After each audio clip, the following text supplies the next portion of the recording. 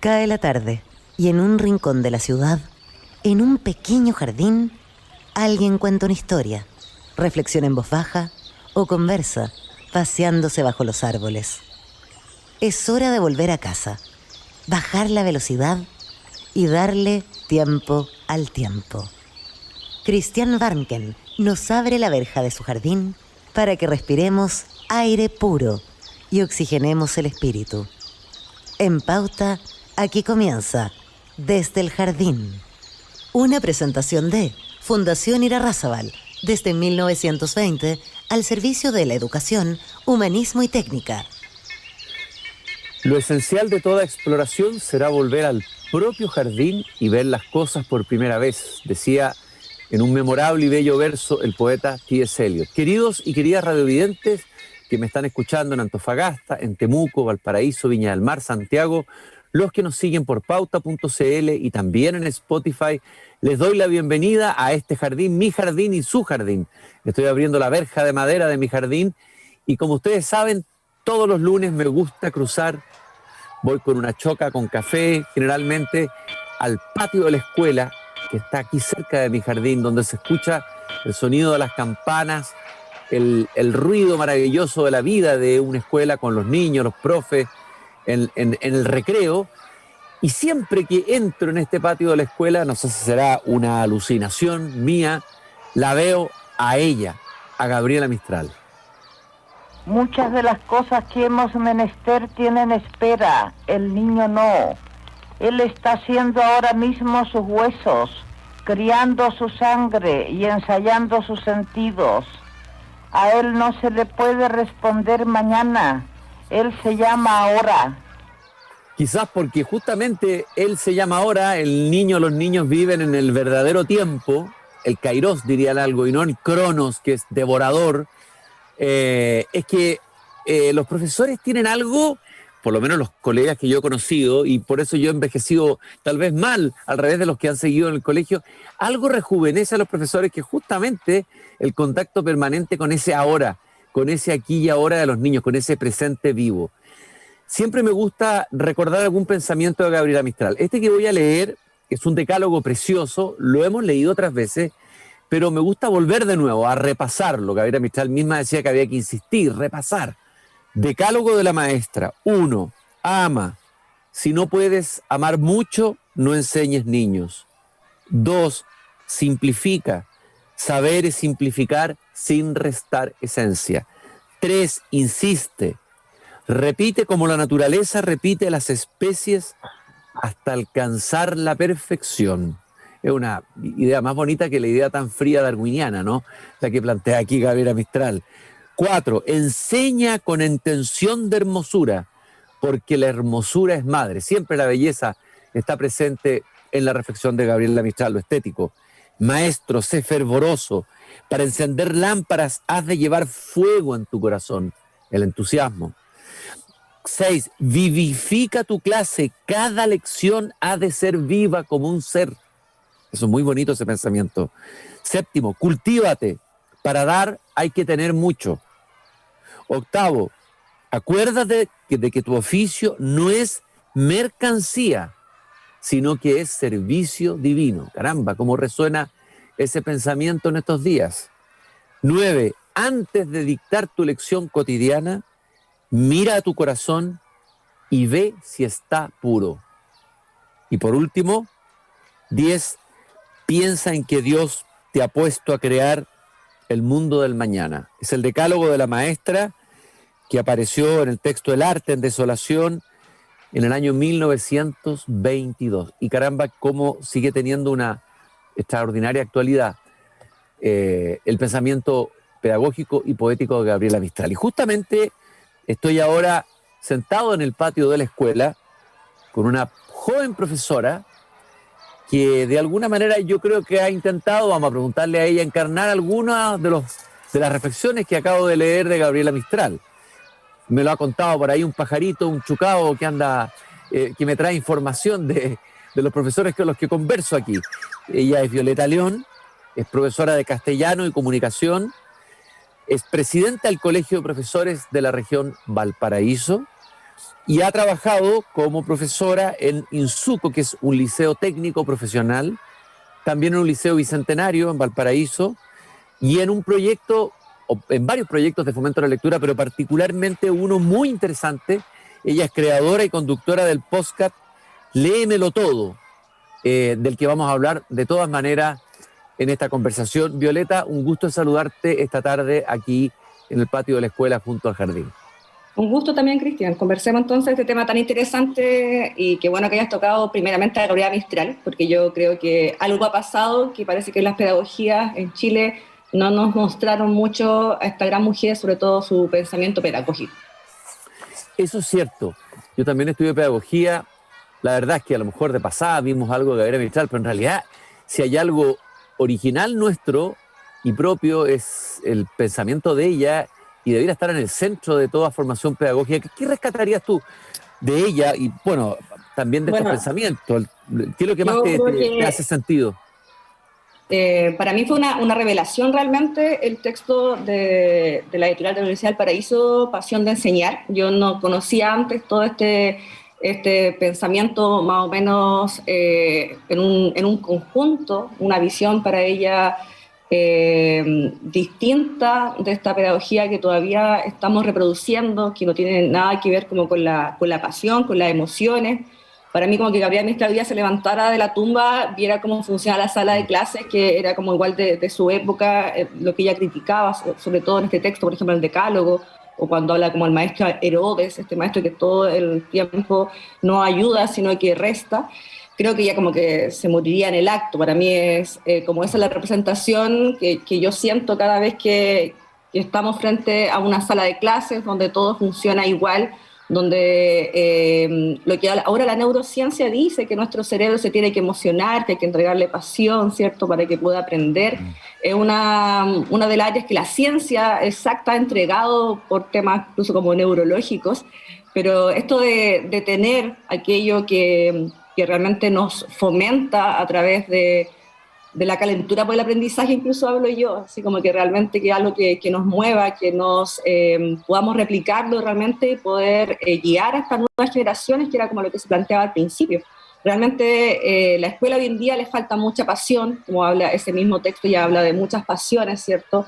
La pedagogía está lamentablemente muy dañada por un sistema donde hemos sido más que otra cosa como clientes de un sistema educativo. Por lo tanto, creo que el pensamiento de ella sí o sí se tiene que materializar y se tiene que conocer. Por lo tanto, creo que el pensamiento base, por ejemplo, que ella habla que si no tienes amor, no enseñes niños. O sea, creo que eso, la ternura, volver a la simpleza de las cosas, es algo transversal y que acá hemos estado, al menos desde el Colegio de Profes, trabajando. Ahora vamos a tener un proyecto conjunto con la editorial de la Universidad del Paraíso, la próxima reimpresión del libro para comenzar a masificar este pensamiento, que al menos yo en pedagogía en castellano, acá en la Católica de Valpo, nunca vi. Incluso vi muy poco de Gabriela Mistral, a pesar de haber estudiado literatura. Y me sorprende cada vez más, y creo que todavía muy pocas personas saben que ella no hizo solamente poesía, que hablaba de otras cosas que estaban pasando, y creo que eso, entre que nos fue negado o no sé, como que a veces siento que alguien no quiso que supiéramos esto. Bueno, ella acuñó un verbo, el ninguneo, ¿no? Ha sido ninguneada. Muchas cosas, ¿verdad? En Chile se pierden ahí como en un hoyo negro.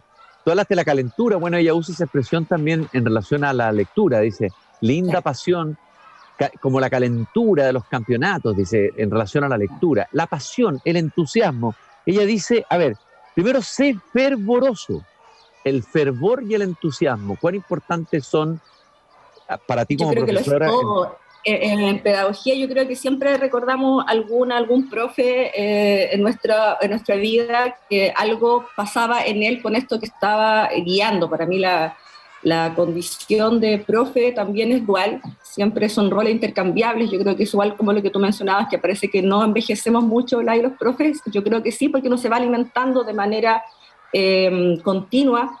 Uno como maestro luego también es discípulo. Yo creo que esta concepción de que uno realmente pone en el foco a quien está guiando, no desde las lógicas actuales del adultocentrismo, donde vemos como que esta persona es una pizarra en blanco que tenemos que comenzar a llenar de contenidos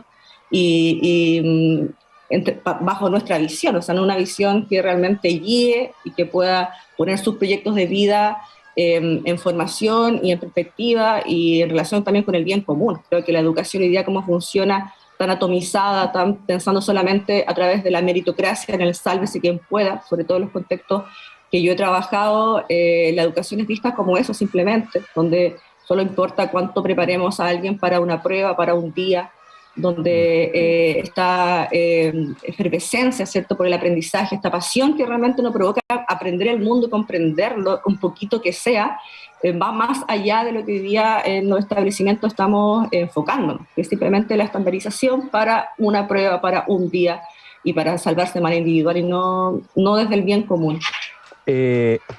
Bueno, eso me recordó lo que dijiste de la pizarra en blanco, me recordó el concepto de Sócrates, que él se definía a sí mismo como un partero, es decir, el que hace nacer o ayuda a nacer el ser que está en el discípulo, en ese caso, o en el educando. Es una idea muy bonita esa, la del profesor como un partero. No sé si te hace resonancia.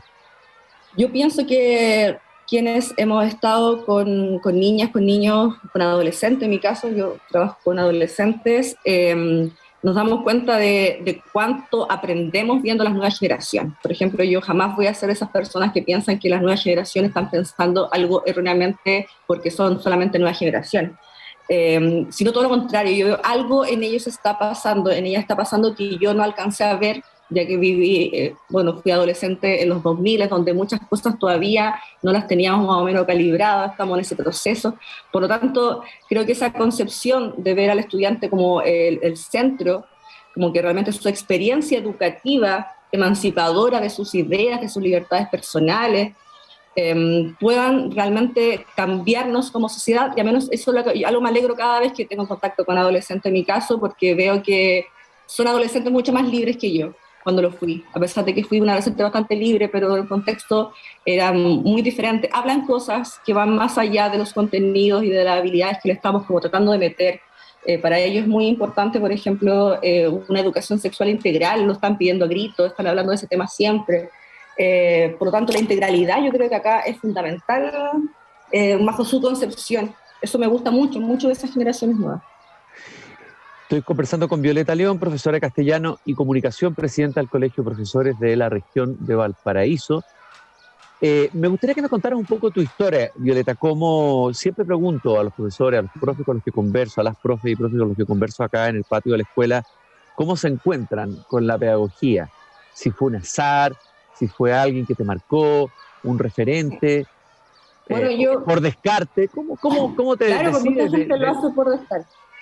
Bueno, yo tuve muy buenos profes en la enseñanza media. Creo que la enseñanza básica fue un poco sufrida en un sistema, todo estos liceos públicos municipales de la sexta región de Santa Cruz, Valle de Colchagua, pero un proyecto muy emancipador que todavía funciona como tal, que es un liceo municipal, el Liceo Santa Cruz, donde tuve muy buenos profes que venían de otros lados, muchos incluso que habían salido también de Valparaíso, que habían egresado acá, y mis profes del área de lenguaje me relacionaban el área de literatura con el cine. Creo que, por ejemplo, haber mediado el mío Cid junto a Kill Bill, para mí era muy transgresor haber visto como películas, no sé, por Cervantes con el hombre mirando al sudeste, Argentina, como que realmente algo estaba pasando ahí, que había como esta mediación, ¿cierto?, en donde había un texto que me era muy lejano en el tiempo, en el espacio, en el lenguaje,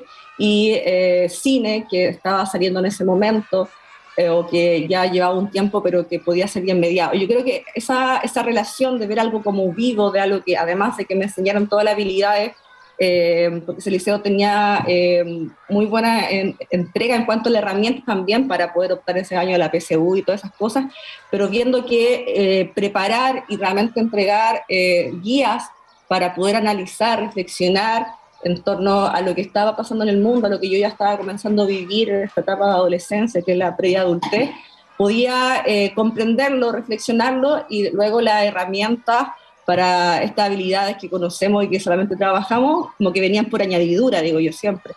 Y creo que esos como son los focos que deberían ser distintos. Realmente estamos hablando de una educación que primeramente motive, que realmente yo pueda transmitirle a una estudiante que la narrativa está siempre presente en nuestra vida. Como decía Piglia, cuando el ser humano como que sale de la caverna y comienza de otros lados, luego vuelve y la gente le cuenta, le dice, ya, cuenta lo que viviste afuera. Para mí es eso, o sea, entenderle que la narrativa y la vida en general se está contando, se está diciendo, y que el arte, en este caso la literatura, es meramente una representación. Por lo tanto, creo que también para mí el foco ha sido eso, contextualizar siempre la literatura en el contexto que estamos viviendo, en la misma sala de clases. Creo que la visión de ver al estudiante no como un cliente, sino como una persona que está viviendo ahora ya su experiencia educativa, debe cambiar el foco para que realmente dejemos de latear muchas veces en clases cosas que no tienen ninguna relación con el contexto, con lo que están pensando, viviendo hoy, que no es nada más de lo que nosotras vivimos nosotros cuando fuimos adolescentes. No hay mucha diferencia. Oye, Violeta, tú has trabajado en el tema del fomento a la lectura, lo que podríamos llamar la mediación lectora. Vamos a hablar después del podcast, pero me gustaría saber cuál es tu mirada de lo que has aprendido tú como profesora en la sala de clase con estos alumnos de estas nuevas generaciones que tú has descrito también. ¿Qué has aprendido en el enseñar literatura ahí, en la sala de clase real, con el alumno real, chileno de hoy real? ¿Qué te gustaría tal vez compartir de tu experiencia de la enseñanza, de llamar la enseñanza, la literatura, traspaso, mediación, me parece mejor, de la literatura? Pienso que primeramente no hemos leído bien a quienes les estamos entregando la literatura, que nos vamos al revés. Primeramente, por ejemplo, pasar contenidos de género lírico, contenidos primeramente que de narrativa, no lo hacemos a la inversa, donde realmente leamos primeramente textos, siempre en clases, por ejemplo. Para mí eso de imaginarnos que los estudiantes van a leer en sus casas, siendo que las personas adultas tampoco están leyendo mucho. Creo que siempre leer en clases lecturas que sean sencillas, primeramente. Creo que la motivación a la lectura lo podemos comenzar por ejemplo, con los clásicos. Incluso la Gabriela Mistral en su mismo texto de Pasión de Leer lo dice, o sea, la lectura tiene que ser como se come, como una necesidad, ¿cierto? Que finalmente... Y ahí, perdón, Violeta, la lectura en voz alta, o sea, en el fondo es la experiencia de la lectura en voz alta en la sala de clase, podría... Sí, tal vez para mí, por ejemplo, yo en contextos de enseñanza media me gusta mucho comenzar a trabajar narrativa desde cuentos, y cuentos que sean como contemporáneos. Me ha ayudado mucho todas las publicaciones, que además tienen como categoría en los fondos del Ministerio de Cultura, donde han salido muy buenos textos que son muy cercanos para ellos en el tema, en el tiempo y también los contextos. Por ejemplo, Valparaíso tiene mucha narrativa, muchos textos que están saliendo de acá, y creo que eso hay que comenzar a pensar. ¿Qué narrativa, qué textos líricos, qué drama? Bueno, nos hace mucho texto dramático para adolescentes, pero ¿qué son los temas? Si hay acá en Valparaíso territorios donde se están escribiendo cosas ahí, hay que también sacarlas, leerlas. La lectura en voz alta es muy importante. A mí me gusta mucho leerle a mis estudiantes, que también quienes quieran leer también puedan hacerlo, porque muchas veces en la sala de clase se obliga, así como usted tiene que leer. Para mí eso es impensado. Creo que el profe en todo aspecto, pero si nos pasamos en el profe de literatura, es como un arma de doble filo. Uno puede realmente joderse la vida de alguien en cuanto al acercamiento a la literatura, o que realmente lo pueda comenzar a ver como algo, como un alimento rico, quizás no al principio como de todos los días, sino que algo placentero que puedo comer de repente y que puedo acceder a él, y que después lo voy a comenzar a ver como una necesidad. Lo hemos hecho muy mal. Creo que lamentablemente esta visión de que la lengua está tan estandarizada con las matemáticas, donde se le da mucho en los colegios, simplemente para pruebas internacionales, nacionales, ha matado bastante la literatura. Yo creo que la estandarización de la literatura ahora lo ha hecho, donde se ve un mismo texto en Punta Arenas y en Alto Hospicio. Creo que la descontextualización nos ha matado. Por eso creo que es muy necesario mirar cada contexto, leer siempre, creo que lo que decía acá la Gabriela en el decálogo, esta actualización docente tiene que ser parte, uno como profe debería pasar en biblioteca, en librería, revisando cosas, viendo redes sociales, lo que está saliendo, creo que eso es muy, muy importante, pero el foco tiene que estar fuera del adultocentrismo, tenemos que mirar, tenemos que ver, tenemos que escuchar, ver qué están escuchando, ver qué están consumiendo como arte nuestras chiquillas, nuestros chiquillos, qué están consumiendo como música. La literatura es también música, es también letra, es también canción, así que también escuchar todo aquello y sin esas lógicas de que solamente la literatura, la música que las personas adultas consumimos es la válida. Ahora, este interés de abrirse y de escuchar lo que están escuchando y leyendo ellos, pero también hay tradición, o sea, la cultura se hace la tensión entre... ¿Cuál es tu experiencia con los clásicos? ¿Cómo se pueden enseñar los clásicos si es que tienen alguna vigencia hoy? ¿Cómo puede hacerse un puente? Tuviste un ejemplo que tú habías vivido en Santa Cruz ahí con el cine y los clásicos. ¿Cuáles son experiencias interesantes que tú hayas tenido de no la literatura nueva, sino que la literatura antigua, que pareciera que cuesta más, pero que es importante porque es parte de la historia? Yo pienso que al hacer un plan escolar anual en cuanto a la literatura, primero al ver el contexto de a quienes estoy guiando en literatura, tenemos que comprender cuáles son sus acercamientos a que algo les guste y les motive. Por lo tanto, yo pienso que uno tiene que ir siempre, quienes nos tenemos cerca, adolescentes o a niños menores, realmente observarle en cuanto a cuál es su motivación por leer. Por lo tanto, creo que primero hay que acercarles.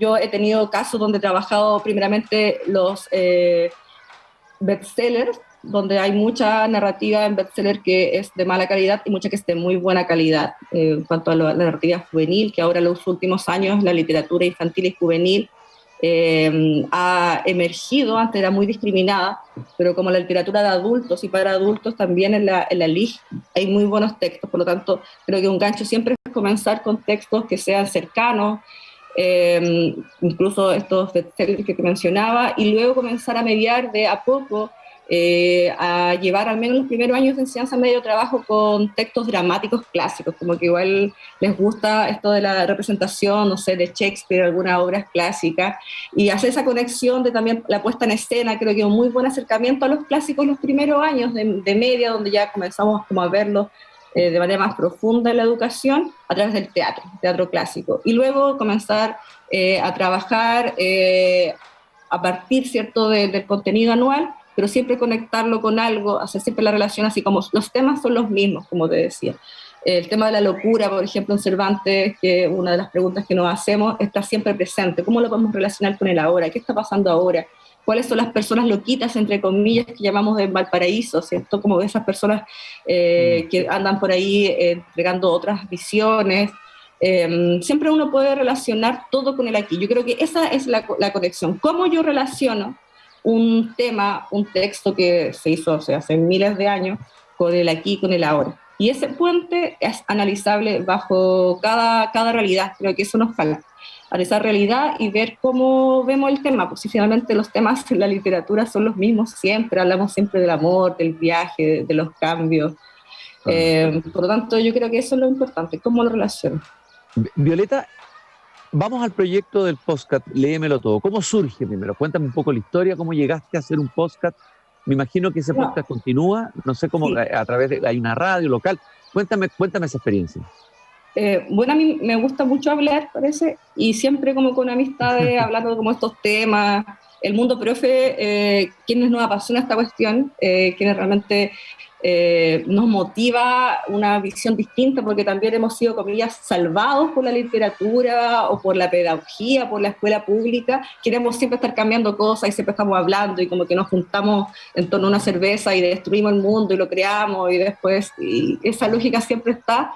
Por tanto, como que había esta necesidad de conversación y luego llegó la pandemia y ahí se mostró como una necesidad mía de como hacer algo para aburrirme menos, porque obviamente estaba en la sala, en las clases, y ya era como un poco de podcast, estar hablando media sola también en las pantallas. Así que ahí comencé a querer hablar, así que me metí a ver cómo uno puede subir las cosas a Spotify, estar en Spotify y también en alguna otra plataforma como estas de Google Podcast también. Así que fue eso, comenzar a hablar temas con amistades que hablábamos en torno al libro, amistades de diferentes áreas, profe algunas, otras personas no, y también con autores, autoras, editores de acá de la zona y también de otros lados. Pero es como esta necesidad de hablar de manera libre y fuera del aula temáticas relacionadas a la lectura y cómo podemos compartir nuestra vivencia lectora más que todo eso, y también lo que se está haciendo en la zona, en la región de Valparaíso. ¿Y por qué se llama Léemelo Todo? Porque realmente creo que la lectura no es solo cuando comenzamos a decodificar un lenguaje, cuando aprendemos a leer, sino que también cuando abrimos los ojos al mundo, ¿cierto? Cuando comenzamos a mirar la realidad, comenzamos a leer. Por eso también es bien amplio en cuanto a los temas que vemos, no solamente es como texto, sino que también podemos analizar, no sé, por libro de fotografía. Por lo tanto, ahí está bastante bueno, lo pueden encontrar en Spotify como Léemelo Todo. Oye, y una cosa, esta experiencia, perdón, Violeta, de Léemelo Todo, a ver, ¿tiene que ver con los alumnos o los alumnos la escuchan o se usa como una herramienta del aula o es algo paralelo? Es como el oficio paralelo, digamos, lateral, es como decía un oficio paralelo. Yo creo que es como motivar un poco a otras personas también a la lectura, no solamente desde mi labor de profe.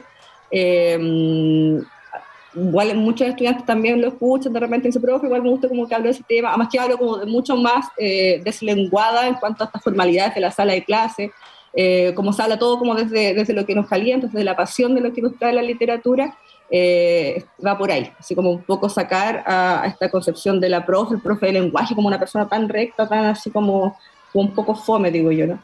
Así que es como hacer una transgresión en cuanto a estos cánones docentes que tenemos, sobre todo la profe de lenguaje, tiene muchos estereotipos que son muy simpáticos. Sí, me imagino, hay muchos estereotipos en torno a la figura del profesor, o el profe castellano era en mi época, ahora el profe de lenguaje y comunicación. Ahora, siempre el profesor, creo, a pesar de todo lo que hemos señalado y que tienes razón, digamos, las limitaciones del sistema, siempre el profesor se las ingenia, un profesor busquilla, para tratar de infiltrarse y subvertir desde adentro los límites que le plantean los programas, que le plantea, no sé, el tipo de colegio donde esté. A ver, tu experiencia de espacios que hayas ganado a pesar de tener esos límites, o sea, para un profesor que está, porque te va a escuchar y se va a sentir que está en una prisión, sí. Es decir, oye, ¿abdicamos o trabajamos? ¿Qué hacemos? Claro, para mí las dos cosas pueden estar siempre en línea y se pueden hacer muchas cosas simplemente mostrando esto que nos mueve. Para mí, yo siempre recuerdo como un texto que a mí me ha resultado en todos lados, que son como cuentos de la Arelis Uribe, Quiltras, como un conjunto de cuentos que son muy cercanos en cuanto a temas, a contexto, a pesar de que se da como la adolescencia de ella, que fue como la de los años 2000. Pero era esto de realmente hacer cosas con fotocopias, con textos que podemos ver desde el teléfono, porque muchas veces los colegios, las bibliotecas no existen más de un ejemplar de algún texto.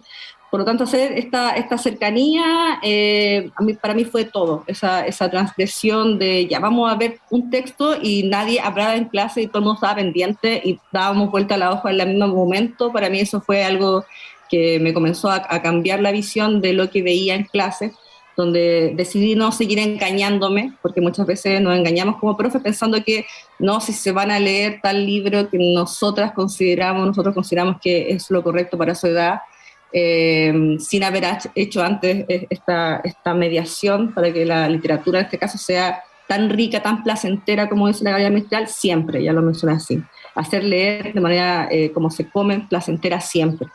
Y creo que eso del placer tiene que ser una de las bases. Sabemos que no siempre vamos a leer por placer, no sé, un texto informativo muchas veces no es otra el foco, pero la visión que sea desde el conocer, desde un poco la realidad, ¿cierto?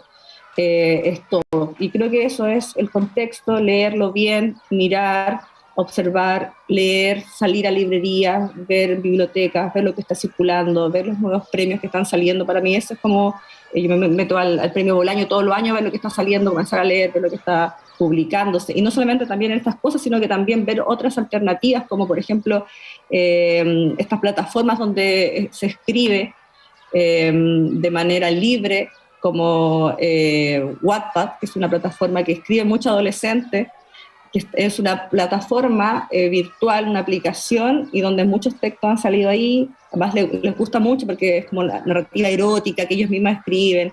Así que creo que esas cosas hay que comenzar a tomarlas y a escuchar, porque ahí los estudiantes sí leen, quizás no leen lo que nosotros queramos que lean en ese momento, porque bajo nuestra visión de adultos, pero están leyendo, y la mediación está en nosotros cómo podemos presentarle a los clásicos, a lo realmente como base, ¿cierto?, de nuestra sociedad occidental en cuanto a la literatura. Creo que va un poquito por ahí. Salir un poco de las lógicas del adultocentrismo, para mí es como la clave. Está sonando la campana que indica que está terminando el recreo y por lo tanto vamos a tener que terminar esta conversación. Se supone que tú vuelves a clase, pero no sé si estás haciendo clase o parece que estás tomándote una especie de sabático. Claro, voy a comenzar a trabajar ahora en un proyecto de mediación artística. Para mí igual la post-pandemia fue compleja. Y a muchos profes también le ha pasado, así que ya llevo 10 años haciendo clases de la educación pública, donde creo que un poco un discipulado, la educación pública donde no hay ni un peso para nada. Así que ahora estoy tomando otros caminos para un tiempo trabajar como mediación cultural artístico, también por acá, por la zona, para también sacar un poco hasta el arte, la literatura de la escuela solamente.